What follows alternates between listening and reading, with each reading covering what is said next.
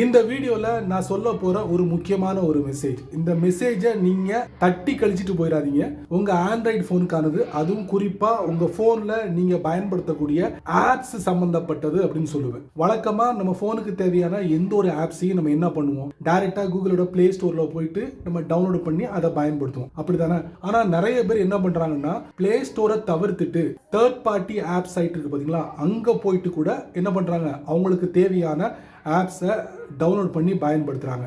இப்போ அதில் ஒரு சின்ன விஷயத்தை தான் நான் உங்களுக்கு இந்த வீடியோவில் ஷேர் பண்ண போகிறேன். அதுக்கு நீங்கள் என்ன பண்ணுறீங்க, நம்ம வீடியோக்கு லைக் கொடுத்துக்கோங்க. தொடர்ச்சியாக நம்முடைய சேனலை சப்போர்ட் பண்ணுங்கள். வீடியோவை எந்த பகுதியும் நீங்கள் ஸ்கிப் பண்ணாதீங்க. ஸ்கிப் பண்ணிங்கன்னா உங்களால் மற்றவங்களுக்கு ஷேர் பண்ண முடியாது. வாங்க தெரிஞ்சுக்கலாம்.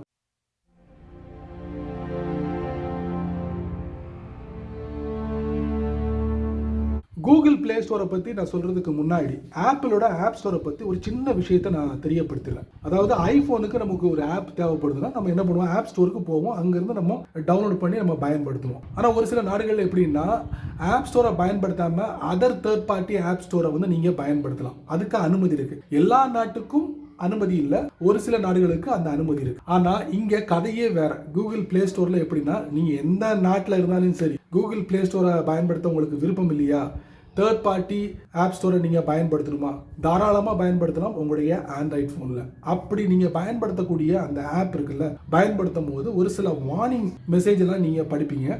அதையும் கடந்து நீங்கள் உங்கள் ஃபோனில் முறையாக பயன்படுத்திட்டு இருப்பீங்க. ஆனால் அந்த ஆப்புக்கு ஒரு புதிய அப்டேட் வரும்போது நீங்கள் என்ன பண்ணலாம், கூகுளோட பிளே ஸ்டோரில் போயிட்டு கூட அப்டேட் பண்ணிக்கலாம். ஸோ அந்த மாதிரி ஒரு செட்டப்பை கூகுள் வரும் நாட்களில் ஏற்படுத்தி கொடுக்க போகிறாங்க. அதுவும் எந்த ஓஎஸ்ல இருந்துன்னா, ஆண்ட்ராய்டு 14 இருந்து இது அமுலுக்கு வரப்போகுது அப்படிங்கிறாங்க. நீங்கள் தேர்ட் பார்ட்டியோட ஆப் ஸ்டோரில் போயிட்டு உங்கள் ஆண்ட்ராய்டு ஃபோனுக்கு டவுன்லோடு பண்ணாலும் அப்டேட்டை நீங்கள் ப்ளே ஸ்டோர்லேயே அப்டேட் பண்ணிக்கலாம். இல்லைனா நீங்கள் எங்கேருந்து நீங்கள் டவுன்லோட் பண்ணீங்களோ அந்த சைட்டில் போயிட்டு கூட நீங்கள் அப்டேட் பண்ணிக்கலாம் அப்படிங்கிற ஒரு புதிய விதியை கொண்டு வர போகிறாங்க. ஸோ இந்த மெசேஜ் வந்து கண்டிப்பாக உங்களுக்கு ரொம்ப ரொம்ப யூஸ்ஃபுல்லாக இருக்கும். அதாவது நீங்கள் தேர்ட் பார்ட்டி சைட்டில் போய்ட்டு ஒரு ஆப்பை வந்து டவுன்லோட் பண்ணிப்பீங்களா, அதுதான் ஏபிகே சைட்டுங்கிறாங்க, சைட் லோடட் ஆப் அப்படிங்கிறாங்க. ஸோ அந்த மாதிரி ஆப்ஸை நீங்கள் ப்ளே ஸ்டோரில் இருந்தால் அப்டேட் பண்ணிக்கலாம். அப்டேட் பண்ணும்போது அந்த பேஜ் கொஞ்சம் வித்தியாசமாக இருக்கும். பேஜ் வித்தியாசமாக இருக்காது. அந்த பட்டன்லாம் பார்த்தீங்கன்னா அப்டேட் ஃப்ரம் ப்ளே ஸ்டோர், அதே மாதிரி கீழே ஒரு சில மெசேஜ்லாம் இருக்கும். ஸோ அதோட இமேஜ் எல்லாமே லீக் அவுட் ஆகிருக்கு ஒரு வெப்சைட்டில்.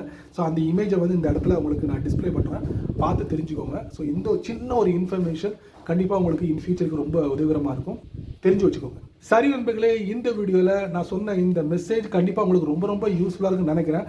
பயனுள்ள வீடியோவாக இருந்தால் 4 பேருக்கு ஷேர் பண்ணுங்கள், அவங்களும் இதோட பலனை அனுபவிக்கட்டும். நீங்கள் நம்ம சேனலுக்கு புதுசாக இருந்தீங்கன்னா வழக்கம் போல் கீழே நிறைய பட்டன்ஸ் இருக்குது, அதில் பிடிச்சதை ஒன்று தட்டி விட்டுக்கோங்க. பிடிச்சா லைக் பண்ணுங்கள், பிடிக்கலைன்னா அன்லைக் பண்ணுங்கள்.